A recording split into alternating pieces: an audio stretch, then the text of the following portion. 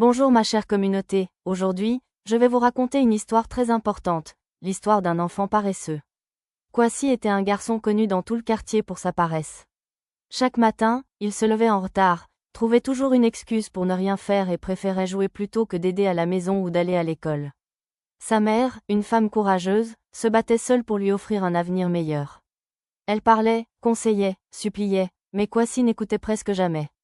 Dans le quartier, les voisins murmuraient souvent entre eux. Certains disaient que Kwasi ne deviendrait rien dans la vie. À l'école, la situation était encore pire. Il dormait en classe, ne faisait pas ses devoirs et accumulait les mauvaises notes. Les enseignants essayaient de l'aider, mais peu à peu, il perdait espoir.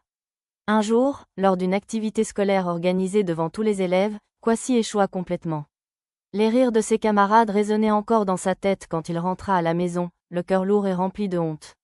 Peu de temps après, sa mère, épuisée par le travail et les soucis, tomba malade. Pour la première fois, Kwasi commença à se sentir responsable de la douleur de sa mère.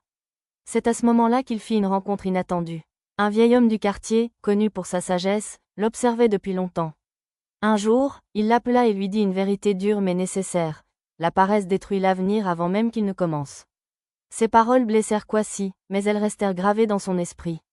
On lui confia ensuite une petite responsabilité, un défi simple, mais il échoua encore par manque d'effort. À cause de sa paresse, il perdit même une grande opportunité scolaire. Pendant que ses amis avançaient, réussissaient et rêvaient de leur futur, Kwasi restait en arrière, seul, rempli de regrets. Une nuit, il entendit sa mère pleurer en silence. Elle parlait de son avenir, de sa peur de le voir souffrir plus tard. Cette nuit-là, quelque chose changea dans le cœur de Kwasi. Il prit une décision difficile, il devait changer. Changer n'était pas facile. Plusieurs fois, il retomba dans ses anciennes habitudes. La paresse revenait le tenter, lui murmurer d'abandonner. Mais cette fois, il n'était plus seul. Un enseignant crut encore en lui, l'encouragea et le soutint. Petit à petit, Kwasi commença à faire des efforts. Il se levait plus tôt, travaillait davantage et écoutait les conseils. Les résultats ne tardèrent pas à apparaître. Ses notes s'améliorèrent, les enseignants commencèrent à le respecter et le regard du quartier changea. Un jour, il réussit là où tout le monde pensait qu'il échouerait. Ce fut sa revanche sur le passé. Sa mère, en voyant le changement de son fils, pleura des larmes de joie.